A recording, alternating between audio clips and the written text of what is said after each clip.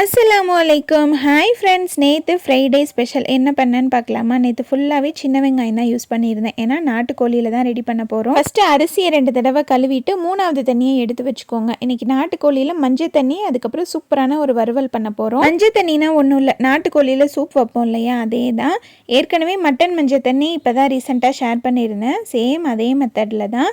First வறுவலுக்கு தனியாக, அதுக்கப்புறம் மஞ்சள் தண்ணிக்கு தனியாக பிரிச்சுட்டு நல்லா மஞ்சள் தூள் போட்டு வாஷ் பண்ணி எடுத்து வச்சாச்சு. ஈரலையுமே க்ளீன் பண்ணி எடுத்து வச்சுட்டேன். பிள்ளைங்க வீட்டில் இருந்தாங்கன்னா ஈரல் தனியாக செஞ்சு கொடுப்பேன். ஸ்கூலுக்கு போயிட்டாங்கல்ல, அதனால வறுவலோடையே போட்டு விட்டாச்சு. ஃபஸ்ட்டு மஞ்சள் தண்ணிக்கு கூட்டி குக்கரை மூடி விட்டுட்டு அதுக்கப்புறம் தான் வறுவலுக்கு ரெடி பண்ணேன்.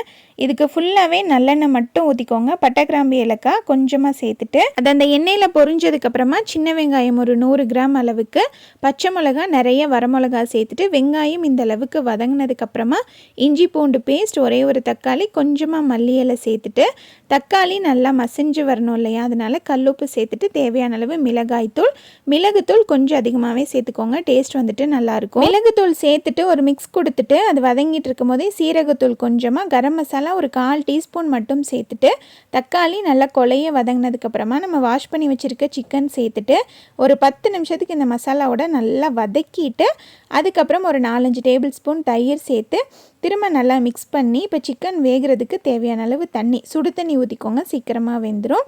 நல்லா தண்ணி கொதிக்க ஆரம்பிக்கும் போது நம்ம வாஷ் பண்ணி வச்சுருக்க ஈரல் சேர்த்துட்டு குக்கரை க்ளோஸ் பண்ணி ஒரு 2 விசில் மட்டும் விட்டு எடுத்துக்கோங்க. ஏன்னா ஃபஸ்ட்டே நம்ம நல்லா வதக்கிட்டோம் இல்லையா, 2 விசில் போதும். 2 விசில் விட்டுட்டு ப்ரெஷர்லாம் போனதுக்கப்புறமா நமக்கு இந்த மாதிரி தான் இருக்கும், தண்ணியும் நிறையா இருக்கும். இதை வேறு ஒரு பேனுக்கு மாற்றிட்டு கேஸ் ஆன் பண்ணி வச்சு விட்டுருங்க.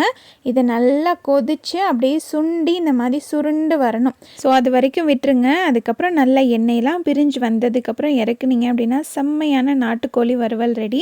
கிளைமேட் அன்னைக்கு செம்ம சில்லுன்னு சூப்பராக இருந்துச்சு. நல்லா அந்த கிளைமேட்டுக்கு சுட சுட மஞ்சள் தண்ணி, நாட்டுக்கோழி வறுவல், நல்ல சூடான சாப்பாடு சூப்பராக இருந்துச்சு. கண்டிப்பாக ட்ரை பண்ணி பார்த்துட்டு உங்களோட ஃபீட்பேக் எனக்கு சொல்லுங்கள். தேங்க்யூ.